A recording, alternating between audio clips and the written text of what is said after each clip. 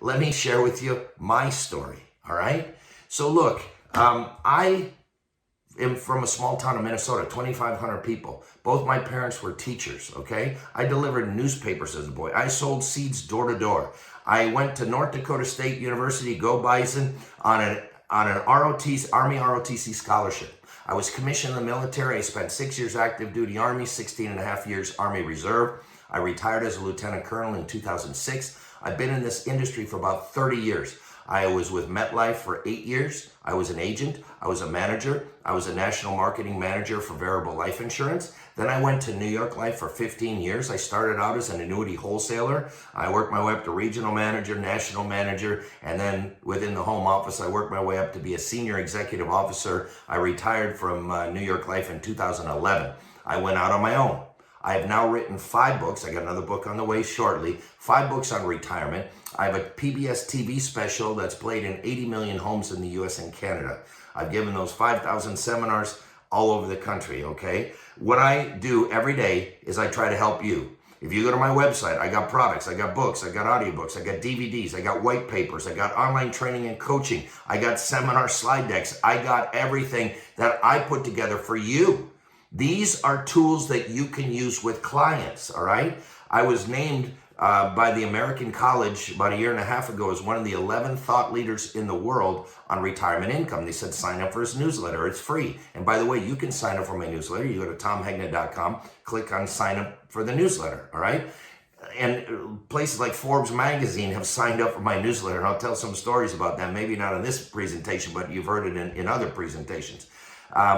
So here's my story of how I got into the business and how I got into seminar selling, okay?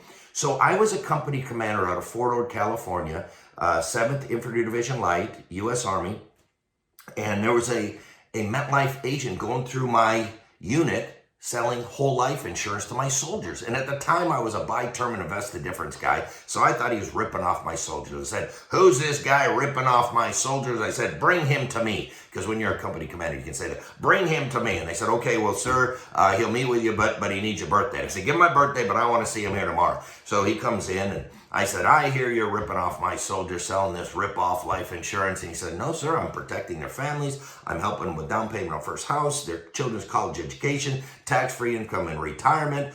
And he said, your soldiers were good enough to give me your birth date, so I ran a printout for you. Now, this was before the 7-pay test, the MEC, and all that. This was a 5-pay whole life. You only pay for 5 years, done for the rest of your life. So I said, let me see this piece of crap. And I'm looking at it, and I said, okay, I pay this for 5 years, and then after 5 years, my cash value, yeah, okay, that's all there. And then the cash value keeps growing, the death benefit keeps growing. I said, do you get paid to sell this stuff? He said, I get paid a ton to sell this stuff. I said, I could sell that stuff. I said, why would anybody buy term insurance when you can buy this? He said, I don't sell any term insurance. That's how I got into business.